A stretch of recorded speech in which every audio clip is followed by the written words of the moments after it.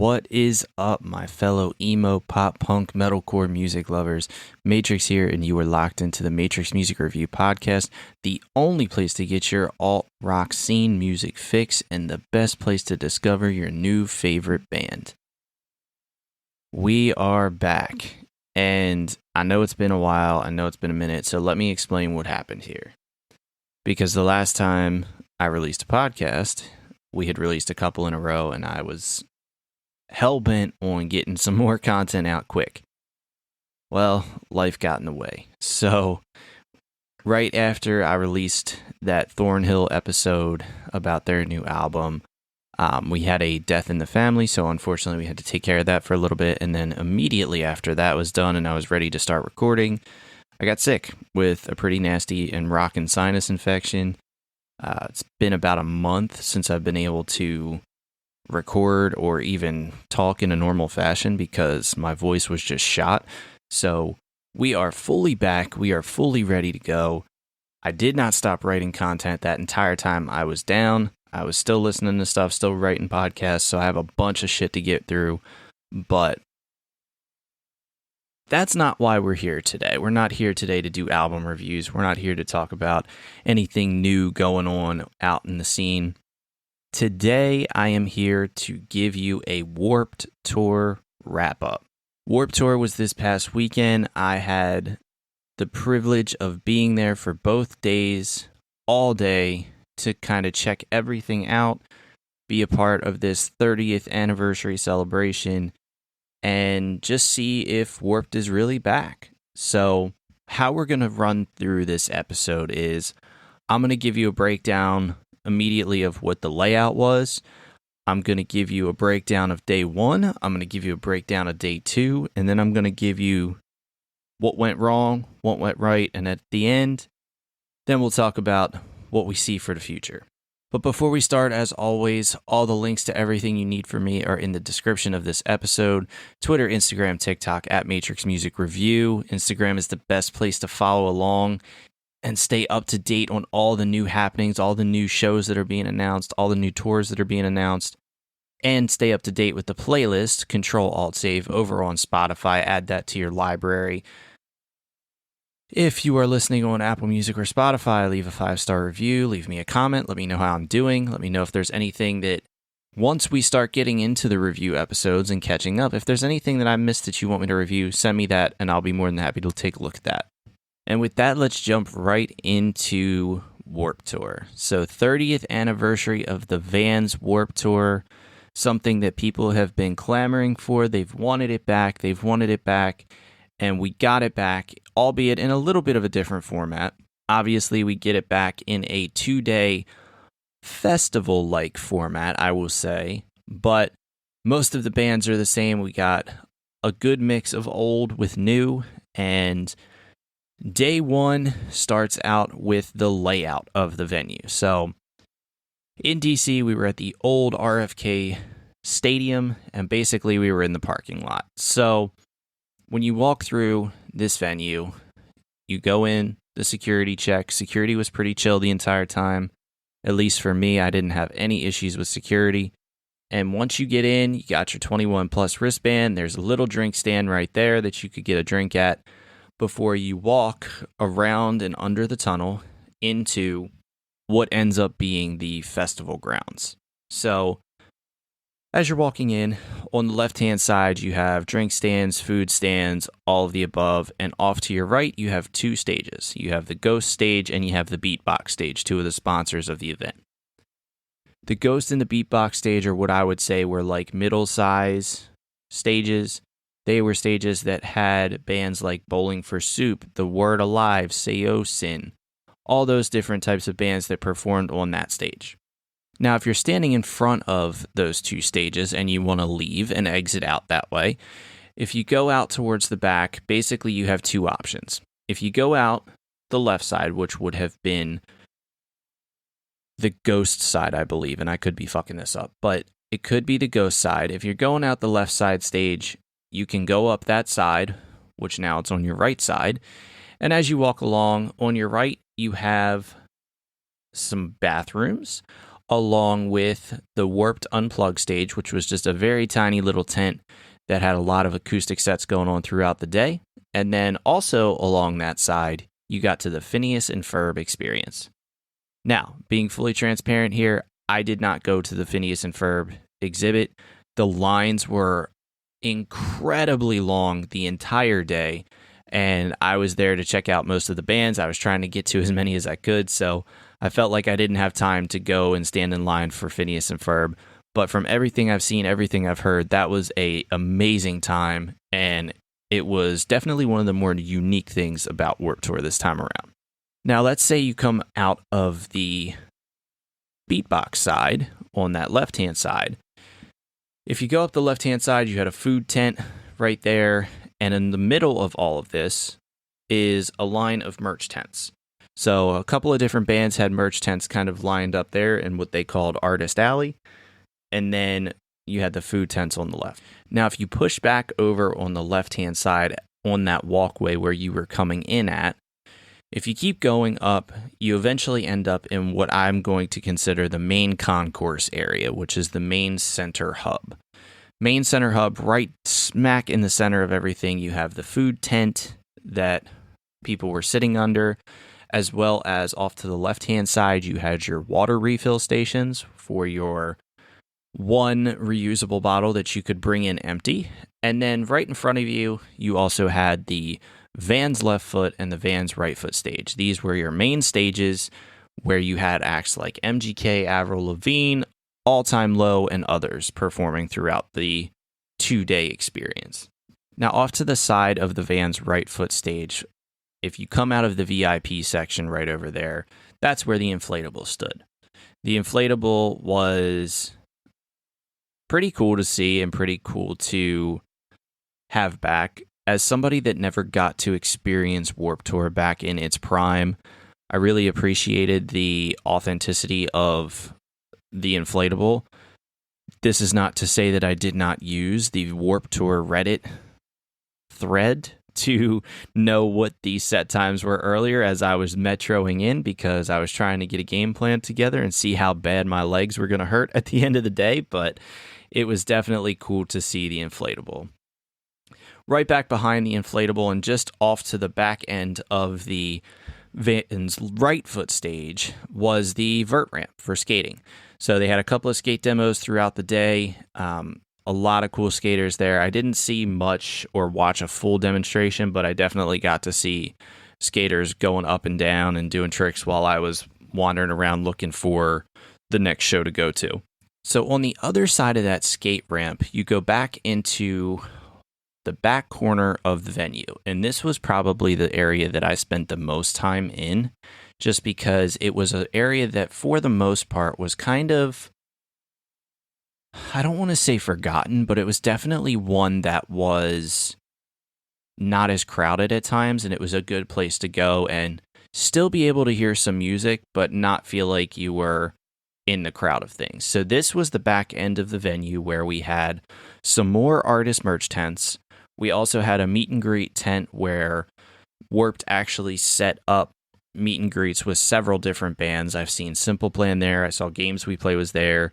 Millionaires were there, and they all did signings and meet and greets and pictures and all that other stuff throughout the day.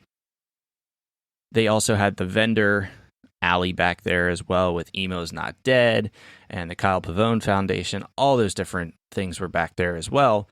But also, we had the Eagle and the Arrow stages, and these were probably the smallest stages of the event, but it was also where we had some really cool artists like Honey Revenge, Magnolia Park, Nothing Nowhere, that absolutely rocked those stages. So, giving you a little bit of an idea of what the setup is, there's a picture on the Warped Instagram and all of their social medias. You can kind of get an idea.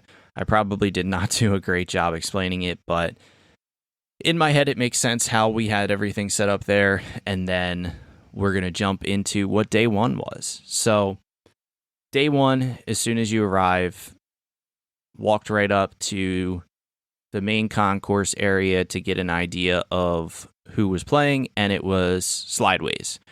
Slideways were the Ernie Ball Battle of the Bands winner, and they opened up the main stage on left foot really cool to get to see Slideways. I had not been able to catch them live. Obviously, you guys know I'm a big fan of what Happy Haunting Records is doing with Inbalance and Slideways, so to be able to see them and see that the hard work is paying off was really something special to see. Right after Slideways finished, I stuck around and caught some of Origami Angel's set, which was on the right side.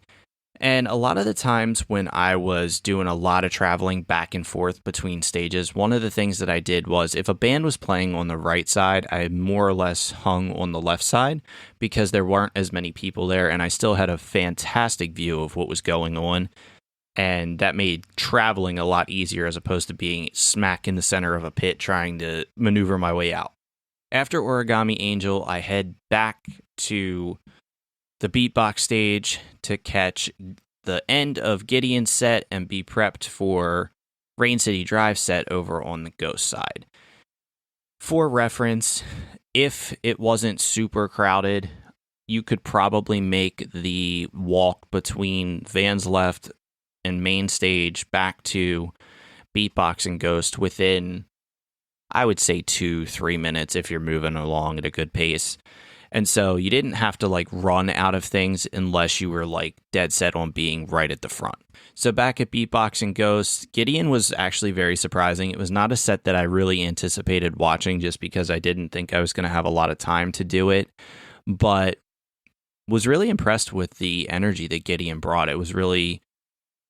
It's an artist that I really haven't spent a whole lot of time with, but after catching them there, it's definitely one that I need to put back on the radar. Rain City comes out onto the Ghost stage, and I only caught a couple of their songs because I had just seen them live at the end of last year. And Rain City always puts on a really good show. I was really happy to hear some of the songs from the most recent album that I absolutely loved at the end of last year, so really good time with Rain City. Once I was done at Rain City, I made my way back over to the main concourse area, and as I was on my way to the backstage where the small stages are, I caught a few from Mod Sun, and Mod has absolutely insane energy on stage, and it was really cool to see Mod Sun on a main stage and see a ton of people show up for that, because it's an artist that I feel like sometimes gets a little underappreciated, kind of just gets lumped in with the MGKs and the Jadens of the world, and just doesn't really get enough love for what he does and what he's done for the scene. And so as I'm on my way back to the Eagle and Arrow stage section, I am going back there to see People Are Ugly. You guys know how I feel about this band. You know how much faith I have in what they're doing. And they drew a pretty solid crowd on those backstages, and it was really cool to catch them live again. The last time I saw them was at Let's Go Fest last year around the same time, and you can still definitely see some growth going on with this band, and I can't wait to see how much they blow up. Once People Are Ugly were finishing up, I made my way back to the main concourse area and got myself into center stage for Mayday Parade. Mayday Parade always is a good time, always brings the nostalgia, and to have them at like 2:15 on day one, I think was a very interesting tactic because it made people want to be at the main stage at that time, and it made a lot more people hang around than kind of disperse out. And they were also happening at the same time as Escape the Fate was back on the beatbox stage. So that was a decision that Warped Tour definitely made. And we'll talk a little bit about scheduling conflicts in a second. But after Mayday was done, that seemed to be the window for me to grab some food, refill water. Guys, Saturday was obnoxiously humid and hot. I was absolutely soaked the entire day because it was hot, and to be honest, it just felt like the full Warped Tour experience based off of what I've heard from the past, and that's okay. I'm happy to experience it in full. So after I've done food, water, and walked around merch tents and tried to talk to some of the bands a little bit, I headed back over to the Ghost stage to catch State Champs. State Champs, one of my all-time favorite bands, one that I had not seen live yet. It just never worked out for me to go find them or see them somewhere. And spent just about the entire time with state champs. They were a lot of fun. Derek's got a great voice, great energy for the crowd, and it worked so well. Left state champs a little early because I wanted to get myself back to the main stage to see two bands very much that were some of my highest anticipated live performances. And the first one was Slaughter to Prevail. We all know the lore behind Slaughter to Prevail and their live shows and their Wall of Death and their pits. Holy shit, did it not disappoint. I mean, when I first rolled up to the stage, I found myself hanging as far back as I could because I just did not want to be involved in that in any way, shape, or form. But Alex's voice and the sounds that come out of him just seem very unhuman. It does not make sense how someone can physically make their voice sound the way that he does. But it's really cool to see, and even if you're not a fan of the band, I would say if you're at a festival and you have a few minutes, just go experience it so that you can truly appreciate what's going on. And speaking of truly appreciating a band and what they bring, the next band that came on the main stage was Ice Nine Kills. Again, not everybody is going to understand the fascination with Ice Nine Kills, but when you see them live and you hear Spencer and you see all the theatrics, it's really hard not to enjoy what's going on. I mean, of course it's going to be a little creepy. I mean, when they bring a clown on stage, what do you expect to happen? But they keep it unpredictable. They keep it very fun and very much so that you're always guessing what's going to happen next, and no matter what you guess, it's probably not what you think. I mean, at one point during the set, the clown's out there that's got a baby on an umbilical cord, and he's rodeoing it above his head. That is just crazy to me, and it's also entertaining, because how can you not be entertained by what's going on? Right before the end of the Ice Nine set, I decided to head out and do another quick small food stop, and while I was doing that, I got my food and headed back to the small stage area where I was able to catch Chandler Layton, World's First Cinema, and Lil Lotus all together. That was a really cool time, and I think one of the things that came out of this weekend for me is that Lil Lotus is still one of the better artists out there in the scene that people may not know about yet. The vocal performance on that stage was incredible. And so once I finished up at those stages, I head back over to the main concourse area to catch All Time Low. All Time Low was right before the main headliner, which was MGK. And with my first experience with All Time Low, I have to say it was just kind of okay for me. I don't have any real problem with their set or with the way they sounded. It just kind of didn't do much for me for some reason. And I don't know if that's just because we were coming to the end of the day and it was really hot and I was kind of just tired and done at that point, or if there was just something else that was off. But All Time Low did totally fine. I did really like that they brought Derek from Mayday Parade out to do a little bit of Dear Maria at the end. That was pretty cool. And then the day finished up with MGK on the main stage. And I will always have some sort of level of appreciation for Machine Gun Kelly. I know that there's a lot of controversy surrounding whether he should be allowed in the scene, whether we should accept him, promote him, whatever it may be, but I have a little bit of appreciation because I do feel like for a while there, the emo pop punk metalcore scene was kind of just a very niche thing. If you didn't listen to it back then, you weren't going to be listening to it now. There was nobody that was really kind of exploding onto the scene, making us say, "Oh wow, we gotta pay attention here." You know, it was right around the time that Machine Gun Kelly started to pop out there when we got Bad Omens, and then we got Sleep Token, and we got some of these heavier bands that really brought it back to the focus. And then we had that pop punk resurgence too, right? Like we had bands like Magnolia Park and 408 and Honey Revenge that all just started blowing up. And we also got the older bands like Mayday Parade, like All Time Low, that I feel like got rejuvenated by this renewed interest in the scene, and they start creating music again. We get Yellow Card coming back. We get Sum 41, while yes, they're gone now, but they start coming making tours and doing new music and all these different things. Hell, we even have Good Charlotte announcing a good new album soon. Like, where was that going to come into play if we don't have this renewed interest in this type of music? And so that just about wraps up day one. The one thing I will point out is that Magnolia Park basically closed the night out over on the Aero stage at 9:25. I did not stay for their set for the simple fact that I had just seen them last month at Soundstage, and at that point I was so soaked and disgusting, and I just wanted to get home and shower before I had to come back and do it all again the next day. Also, the friends that I was with were ready to kind of get out of there too, so we all just left, and that was okay with me because I ended up meeting up the next day with Magnolia Park just for very briefly with Josh just to say what's up. So it worked out in the end. So that leads us to day 2 of Warped Tour. So day 2, complete opposite weather-wise for Warped Tour.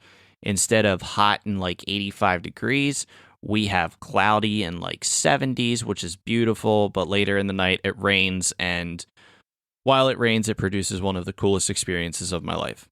So starting out day 2, we started the main stage with Girlfriends, another one of those bands that I've been dying to see but have never gotten the chance to.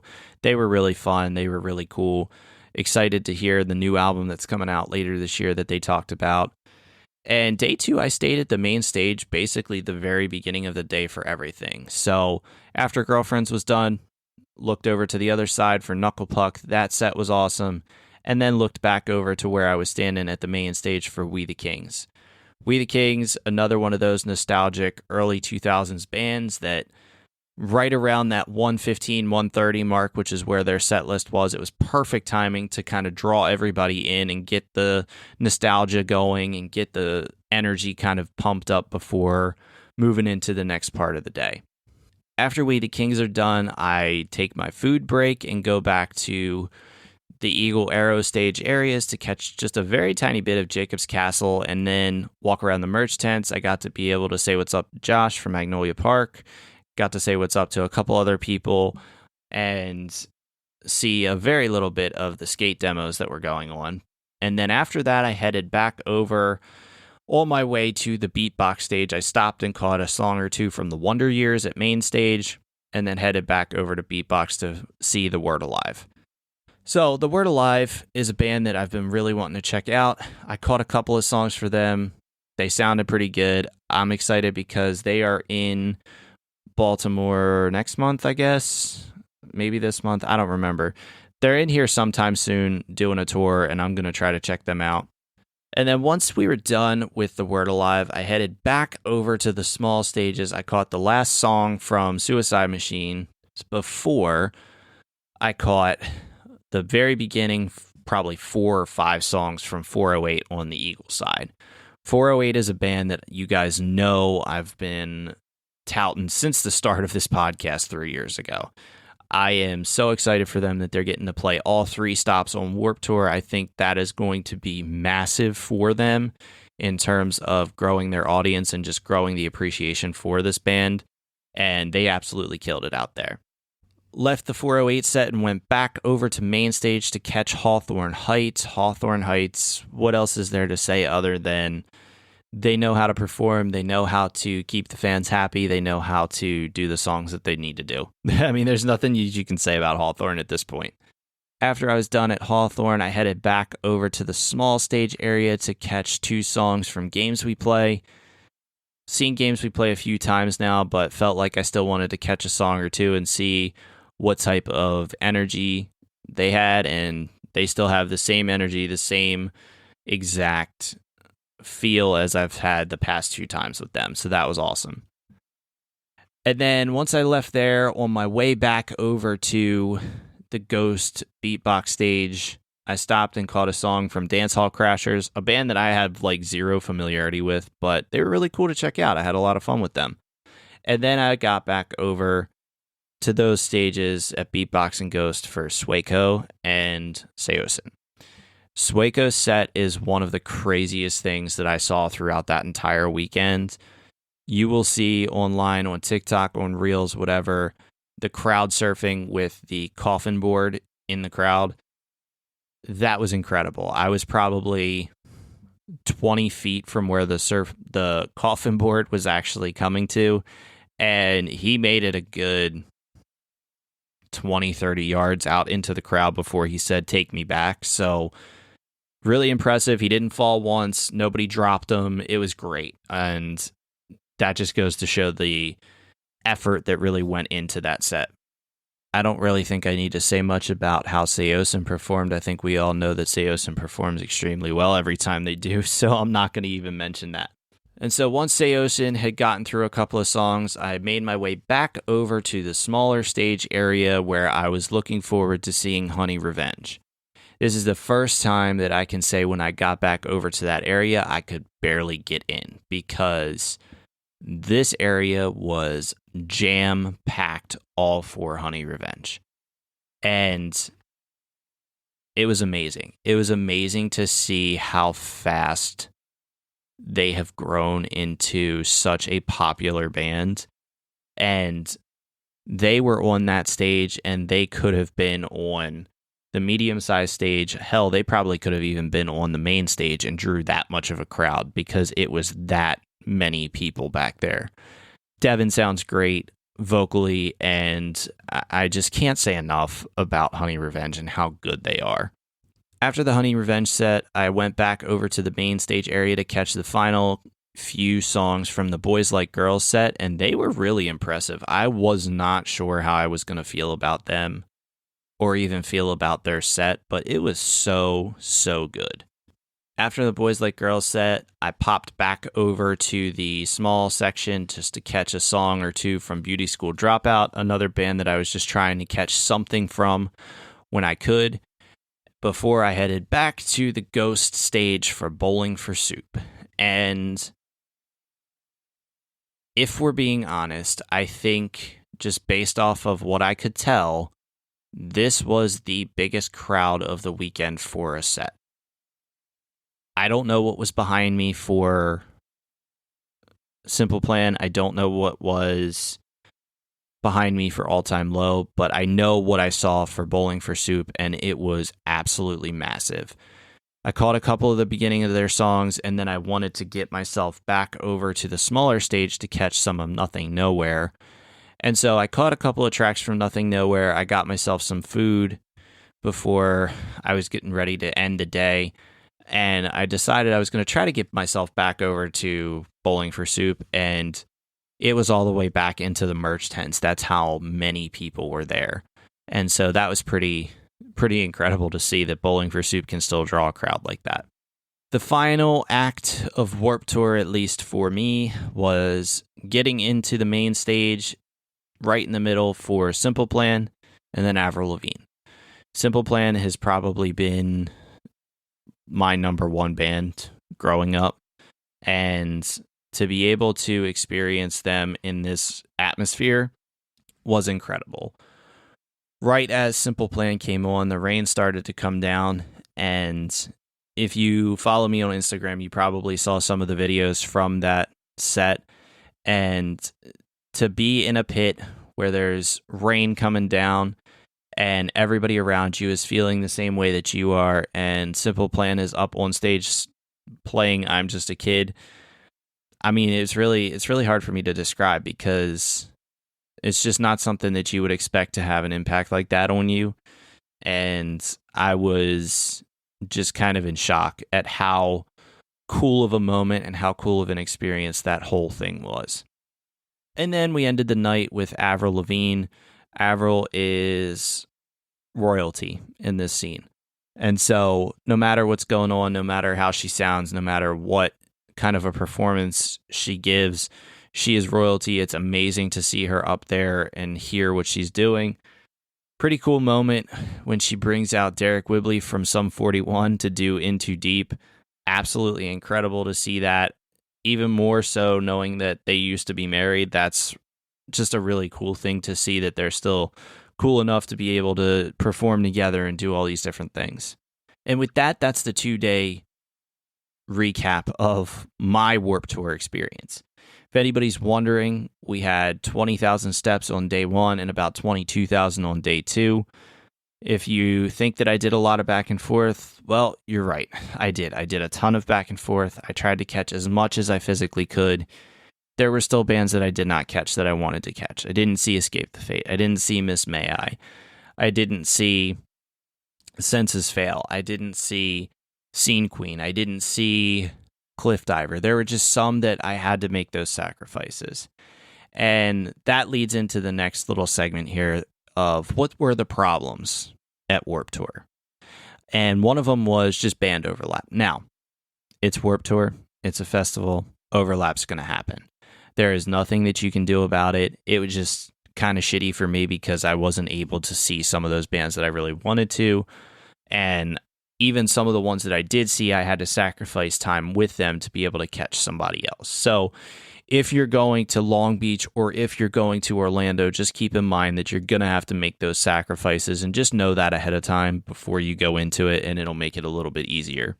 The second thing that was a big problem for me was just the logistical setup of the festival grounds. So my explanation of the way things were set up probably really doesn't do it justice, but the distance from the Ghost and Beatbox stages to the Vans left and right foot stages is not a bad walk.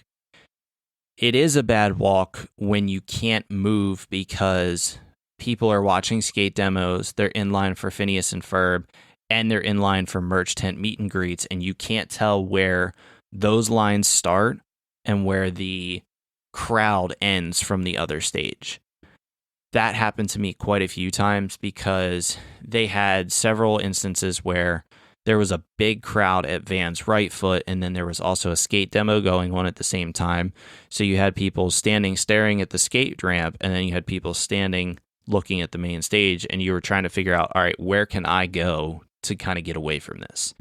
Same thing, if I'm trying to get back and forth between Ghost and Van's left foot, it's taken me longer because the Phineas and Ferb line is so long. They have an unplugged event going on, and Seosin's having a signing at their merch tent, and all those people are kind of clustered in a small area, but you just want to get past that and go to the stage over there. That was one of the biggest things for me personally. Now, if you're not worried about, if you're just there to experience everything and you're not on a tight schedule for going band by band, then that's not going to really bother you too much. But if you're somebody that wants to figure out how to see as many bands as you physically can, when Long Beach and Orlando release those maps, get an idea of what it looks like. And then when you get there on that first day, take a couple of laps. Trust me, it's going to help because there's secret ways all the way throughout it. I found them on Saturday, was able to use it a little bit on Sunday, and was able to make up some time.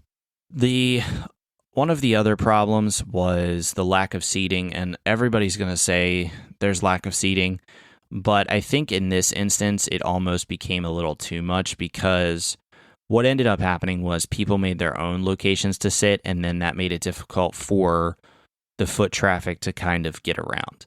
Now, if you're sitting out of the way or up against the barrier, that's one thing.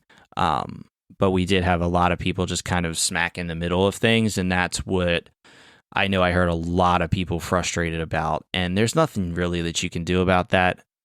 Maybe put up a couple more tents with some chairs and with some shade, especially on a day like Saturday where people were just getting absolutely destroyed by the sun. That would have been helpful. And the last thing that was on my list of problems, and I mean, what are you going to do about it? There's nothing you can do to change this one, but the bass on the main and the middle-sized stages was entirely too heavy, especially if there wasn't a huge crowd in front of it. When All Time Low came on Saturday evening, I could feel the bass thumping in my chest, and you could hear it from miles away, it felt like. It was absolutely too much, and they dialed it back a little bit for Sunday. I didn't feel like it was as bad, but definitely something that hopefully they take some notes from before they move into the next set of dates. So overall, my Warped Tour experience was fantastic. I had very little issues with anything from entry to security to getting around to seeing the bands that I wanted, hearing what I wanted to hear. It was start to finish one of the better weekends that I've had, and it's easily the best weekend that I've had in doing this podcast. As far as what the next steps are for Warped Tour and what this means for Warped Tour, I think we definitely need to check back after Long Beach and Orlando, but at this current point, I don't see how you take it away. I don't see how Warped Tour goes away based off of my experience this past weekend and just getting some of the feedback of other people that were there.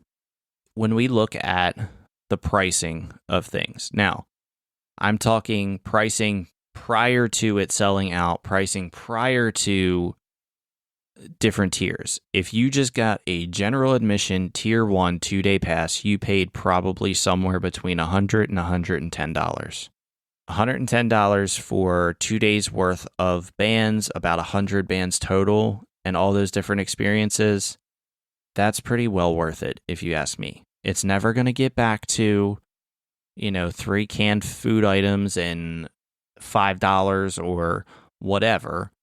But as we've evolved into this next generation of what festivals and tours are going to look like, I think this definitely makes sense. The big question that I have after this is, logistically speaking, how possible is it to do a show 2 days with all of those bands? Is that what the Warped Tour setup is going to be, where we just have 2 days and we put a couple of dates on there and we get as many people as we can?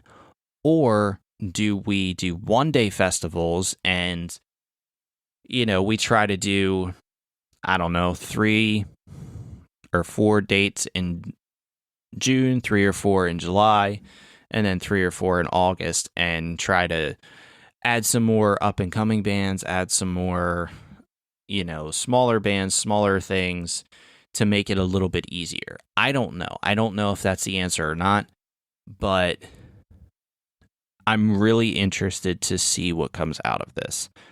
I think, if for no other reason, my faith in Warped staying around has to do with the artists more than it does with the public. Every single artist that got on that stage, from small to large, whether it was Avril or whether it was All Time Low or Sublime or whoever it was, every single person that got up there said, "We are so happy that this is back. We can't wait to do this again." And I don't think all of these artists would be saying this if there at least wasn't some indication from Kevin Lyman that this was going to continue.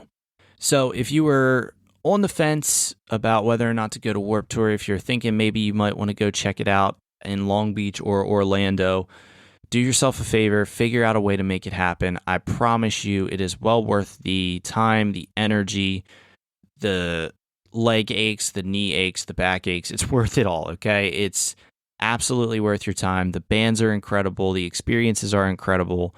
And Warped Tour is fucking back. That's all I can say at this point. So that wraps it up for our Warped Tour recap episode. I hope you guys enjoyed. I know I had an absolute blast going out to Warped Tour and being able to catch probably somewhere between 30 and 50 bands. I have no idea what the final count was for me, but definitely has me a little exhausted, but I need to get you guys some content out there. Some of the next episodes are going to be albums and stuff that has been out for a while. Like I said, with me being down and sick and not being able to record anything, there is definitely some stuff that I need to catch up on. You guys are probably wondering if I even know that Sleep Token dropped a new album. Yes, I'm aware, and yes, there's a review coming for that one. But there's plenty of other bands that we got to talk about with new albums. Sleep Theory, Acres, Arrows in Action, Calloused Owlboys, plenty of other bands that have dropped new stuff recently that we will have reviews of very shortly.